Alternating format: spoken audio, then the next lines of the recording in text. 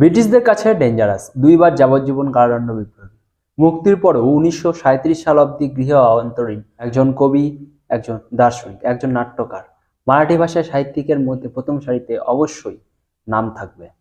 মারাঠি ভাষাশুদ্ধি আন্দোলনের অন্যতম নায়ক, বিলেত ফেরত ব্যারিস্টার, যদিও ডিগ্রি কেড়ে নেয় ব্রিটিশ সরকার, হয়েও মারাঠি ভাষায় অকারণ ইংরেজি পরিভাষার বদলে সংস্কৃত শব্দ দিয়ে প্রতিস্থাপন করার ধারা ওনার মস্তিষ্ক প্রসূত।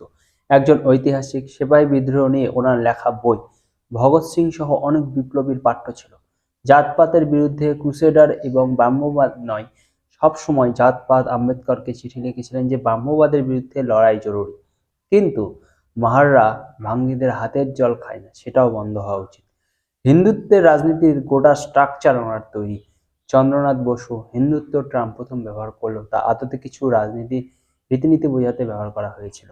রিচুয়ালস ছাড়াও হিন্দুদের স্বার্থে রাজনীতির হিন্দুত্বকরণ ওনারই ভাবনা। স্পষ্ট বলেছিলেন গরু রক্ষা জরুরি, কিন্তু হিন্দুত্ব সেখানে আটকে থাকলে তা ভয়ানক। ইতিহাস থেকে উদাহরণ দিয়ে দেখেছিলেন যে স্রেফ গরুকে ব্যবহার করে বা ব্ল্যাকমেল করে জবনরা হিন্দু রাজাদের হারিয়েছে। তাই যেখানে জাতির স্বার্থ রয়েছে সেখানে অবশ্যই গরুর আগে জাতির স্বার্থকেই বিবেচনা করে তাকে জায়গা দিতে হবে। বলেছিলেন জাতির স্বার্থে সামরিক বিদ্যা আয়ত্ত করতে হবে, মিলিটারিতে জয়েন করতে হবে এবং সুযোগ মতো বন্দুকের নল ঘুরিয়ে দিতে হবে। নীতির ছায়া ইহুদিদের ইসরায়েলের রাষ্ট্র গঠনের জন্য দেখা যায়। নিজের সহকর্মীদের আজীবন শ্রদ্ধা করে গেছেন এবং শ্রদ্ধা পেয়েছেন। স্ট্যালিনের পার্শ্বে বিপ্লবী বীরেন্দ্রনাথ চট্টোপাধ্যায়কে খুন হওয়া থেকে বাঁচাতে উনি ছাড়া কেউ অগ্রসর হননি। বীরেন্দ্রনাথের দিদি সরোজিনী নাইডুও না, দেশের নেতাদের কাছে জনে জনে চিঠি লিখেছিলেন বীরেন্দ্রনাথকে বাঁচান, কেউ এগিয়ে আসেনি।